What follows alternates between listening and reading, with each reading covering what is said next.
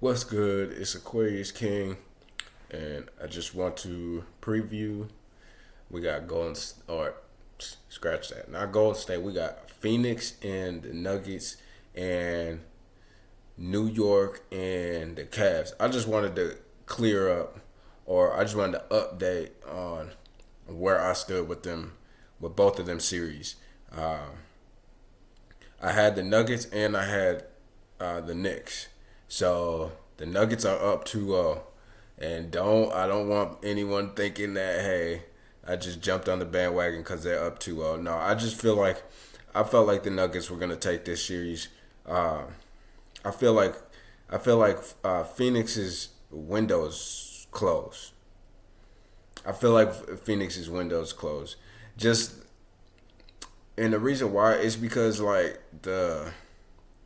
unless you're Golden State, unless you like the Warriors, the days of like the perimeter dominant teams like that are kind of over. I'm not gonna sugarcoat it. Them days is kind of done for. And you know, with Phoenix, you got. I mean, their perimeter scores are top notch. They got like the two top tier, super high level scores with Booker and KD. So it's hard to say that when you are taking into account them two type of players, them two type of scorers or offensive threats. But like honestly, that's why I feel like the Suns' window is closed because they don't have nothing really down low that's like really heavy like that. You know what I'm saying? Like they're okay. I feel like Aiton's all right, but I mean I just hear he's slacking all the time. So that's why I got the Nuggets. I just feel like that the days of the perimeter play, and especially in the playoffs, and succeeding and just finessing everybody. And I know Booker and KD. I mean KD is, but I know Booker's not really that finesse. He's got a gritty perimeter game. I mean, he's got a lot of skills in his perimeter game. You know, jab step pull ups, behind the back pull ups, step back pull ups. Like Booker's got it all in that mid range game. I'm not gonna lie, but as far as like blowing teams out of the water from like the perimeter, I mean it's been too many. The emergence of big men and power forwards, I say like these last 2 years. I mean, damn near just this year. Like it really ain't been too many. Well, I mean, the big men have been stepping up. Like the front court players have been stepping up, and it just don't seem like it's the same. It don't feel like a perimeter dominant team can really go far in the postseason nowadays. And I'm just seeing the only team I'm seeing able to really pull that off is Golden State. And honestly, I don't know if they'll pull that off. I don't necessarily. I mean, I don't know who my favorite is to win it all. To be honest with you, I don't know. But it's just too many other teams I feel like can bounce in. Denver being one of them. You know, I did not think that the Suns were going to be able to get by Denver, and I still don't. I think this series is over. I think Denver's going to take this series. And I think it's a lot of, I'll say another big reason for that also is like the matchups. Like I just feel like Jamal Murray is gonna cancel out Devin Booker's play and some. He's the I don't see anybody on Phoenix having a real answer for Murray's unorthodox style. Like fam, like Jamal Murray's style is weird, bro. I'm gonna just keep it a stack with you. Like his play style is different, bro. Like it's different, bro. He's got all these start and stop. It's like and it translates to the playoffs like perfectly. His game style translates to playoff basketball perfect. Slow pace, grind out type of games in the postseason, and that's his style. He starts, stop. He'll put a body on you to, to get to dictate his own pace. He's one of them players that you can't speed up or slow down. He's always at his own speed. He'll score in the lane. He'll create contact. He's alright. He's decent in the mid range. He's got a mid range jumper. He's got a 3-ball.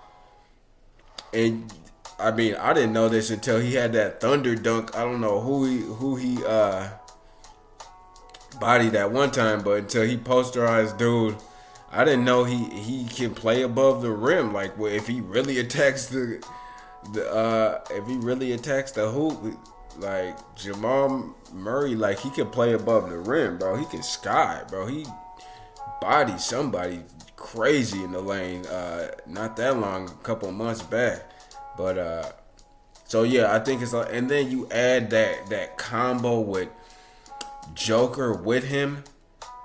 Their game styles 100% reflect each other's. They are just unorthodox as hell. They hard to defend. Just like the Joker, just slow, can't speed them up, can't always starting and stopping. He's got decent physicality. He's got a bump and grind down in the paint. Yeah, man, he's got a decent mid-range shot. He's got a decent 3-ball, just like Murray. Like that's why I like the Nuggets. That's why I've always liked the Nuggets, and I've just been kind of waiting for Murray to get back right through all these injuries. But yeah, I've always liked the Nuggets because their point guard and their center reflect each other. Jokic and Murray are like, bro, they are mirror images of each other in the form of a center and a point guard. So you got them two that totally translates. Both of their styles to 100% translate to playoff basketball. And then you got MPJ, who I got a lot of confidence in, especially now they've all been with each other for some years now. And then you have Aaron Gordon, I feel like is a good fit. He's a good Aaron Gordon's a great wild card addition for them, especially for like playoff basketball, because he's that type of player. He can play above the rim. He's big. He's a big body. He's super athletic. It's just a change of pace. You got Murray and Joker who play at their own pace. They play slow, grind out, and then you got a player like both MPJ and Aaron Gordon who 100% can play above the rim and can run, and just two players you don't want to see get out on the wing on a fast break. Like, you can just chalk that up to an automatic 2 points. You feel me? Like, hey, they either gonna yam it on somebody, they gonna body somebody, or they just, as long as they get to the hoop, that's an automatic 2 points. So I feel like they could play a up and down the court style. It's just, I feel like it is a bad matchup for Phoenix. KD's not. No, he's not old, but he's not young anymore. I mean, KD's 30. What? He's 34 now. 35, I think. KD's 35, or he's turning 35 in like a month or so. He's not young anymore, bro. They don't want to have to that's not ideal for him. He don't want to see that. He don't want to see no Aaron Gordon playing, running and gunning and up and down the court style basketball. He doesn't want to have to defend that. Or MPJ, them two type of players. Like, that's a horrible setup. That's a horrible matchup for KD. And it's like, I feel like this Nuggets team is it has the perfect personnel to really send Phoenix home early. They are the number 1 seed, or I believe they're the number 1 seed, and they're just they're not a good matchup. I feel like them, I just feel like them finesse wings, especially in playoff basketball, they don't translate to playoff basketball that well. I mean, and you have that with KD and Booker. CP3, I mean, he's not. CP3 is no matchup, I'm telling you right now. I haven't really seen any of the games, so I couldn't tell you from watching, but I just know they 2-0, and I know CP3 is not catching in a 7-game series. You're talking about KD being old. Man, CP3 is what, 38 years old. Bro, he's not keeping up with no Jamal Murray. Are you serious? Like, hell no. Like, he shouldn't even be really in a game starting against a player like Jamal Murray. That is just a mismatch. But he is, I mean, CP3 is gritty. So, I mean, he can play with some physicality, and maybe that poses as somewhat of a threat. But that's it. I mean, Jamal Murray's got all sorts of advantages over a player like that. So yeah, I just don't, man. It's just a bad matchup. Ayton and Joker. I feel like Joker wins that matchup. I know Ayton's just super inconsistent, so there's nothing really there that's gonna make you feel like, it's really gonna make you feel like he's gonna put up a fight for Phoenix. So I just think it's a bad matchup for Phoenix all the way around the board. And yeah, like what's going on already, I feel like is gonna be the end. No, I mean, Phoenix gonna get sent home in the second round. For them Eastern Conference playoffs, I got so like I said, I got the Knicks over the Cavs. I know they down 0-1. I really don't know what to say about that other than, man, 0-2 is really gonna tell me something about Miami. I mean, if they can go up 2-0 against New York, man, you got to take your cap off to Miami and especially Jimmy Butler. It is crazy. I don't know how playoff Jimmy be doing this to the league like this, to the Eastern, just terrorizing the Eastern Conference in the playoffs, dog. Like, what the hell?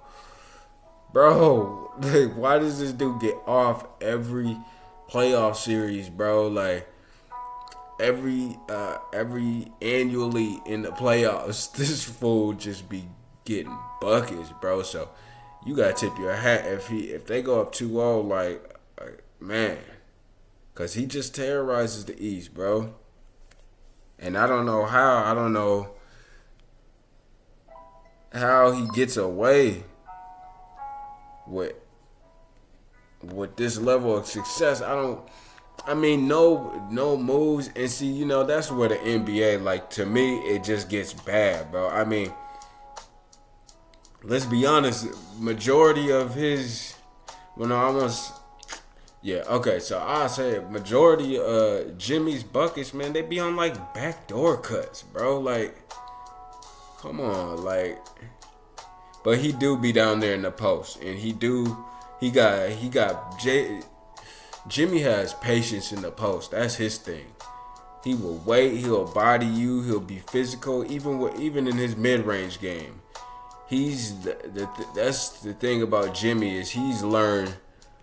He's always had it, but he's getting even better at it. He's mastered it now to like the level of like somebody like DeMar. I mean, I say DeMar's probably a little better at it, but like DeMar or Kawhi, I mean, it's really them three. They just masters at getting to their spots. You feel me? Like he's gonna get to his spots at the end of the day, no matter what, and he's mastered that. So you can't really say he just don't got no moves. He's not an explosive player. He's got decent talent and he's got decent skill, but he's not explosive. He's not super fast for his size. He doesn't got no super vertical or nothing. He's just patient. He's physical. He'll get to his spots, and he's got more consistent on his jumper. I mean, I still feel like it's a little underdeveloped, but like it don't matter when it's the playoffs, when it's Jimmy Butler, man. This dude just, man, he be tweaking for real. And it comes to playoff postseason time, like he just be tweaking, bro. But I still got the Knicks, like, and just because Jalen Brunson, he's another one of them players, man. And that's what I'm saying. This style of play is taking over. It's really it's mostly these international type players. I don't think Jamal Murray's international. He might be from Canada, but I can't remember. But it's like the new thing now. The new style of play is just like this patient. You see it with Brunson. He he gets to his spots every time. He's all about angles and positioning in his game. And he's mastered that mid-range floater. And just like I said with Jamal Murray in the Nuggets, his play style translates to postseason basketball. That's what I'm saying. Like these teams like Phoenix is that they're not. These teams aren't gonna be able to survive in these. They don't play. I mean, Booker does for Phoenix, but KD really does. KD doesn't play postseason style basketball, and he exposed himself in doing that when he played for Golden State a couple years ago. That's another video for another day. But yeah, that style don't really work, and it works for New York. And just like Jalen, just like with Murray and Joker, New York has the same thing. They got a 1-2 punch that both. The other one is Julius Randle. He's got that same kind of old man game with that lefty shot. He's got that old man kind of style, that gritty. It played at his own pace, all about positioning, all about you know what I'm saying? Can draw. He's got that style that can draw a lot of fouls. Plays at his own pace, and just style of play just translates to postseason basketball. You know, and both of their, I feel like Brunson and Randall's game just kind of mirror each other's. You know, and it's not like the left hand thing. It's just they are two players that's becoming a lot more common in the NBA. Just that play at their own speed and dictate how the matchup's gonna, you know, how the defense offensive matchup is gonna be dictated. They determine it. They determine the speed, the pace, when they shoot, when they wanna shoot. They don't get sped up. They don't get slowed down. And you know, it's an effective style, especially in the playoffs when the game slows down. High physicality. So that's why I got the Knicks. I like them. They got I feel like they have a playoff style basketball team that they put together. You know what I'm saying? So, but we gonna see. But yeah, I just wanted to update at least them two series. I think what are the other series? We got Philly and Boston. I got Philly for that one. I know they're actually up 1-0. I feel like Boston's window to me is closed. I feel like Boston's window's closed. Jalen Brown and Tatum. Yeah, I feel like that window's closed. They just need more. They got 2 stars. Other than that, I mean, you're not getting by in the playoffs with Marcus Smart as your point guard anymore. You're not getting by with Al Horford coming in, and you know what I'm saying. I know they got White, and they got Brogdon, but both of them, I think they're both kind of small too. They might not be small, but they're not big. They're not heavy either. They're not players that are high physical players. So I just feel like their window's open. They gotta add some pieces. That they just don't have enough. And I forget what the other. The other Warriors and Lakers. We're gonna see. I already did a review on that, so we're gonna see how that shakes down. Anyways, until then, like, comment, and subscribe. It's Aquarius King. I'm out this thing. I'm gonna get at y'all. Adios.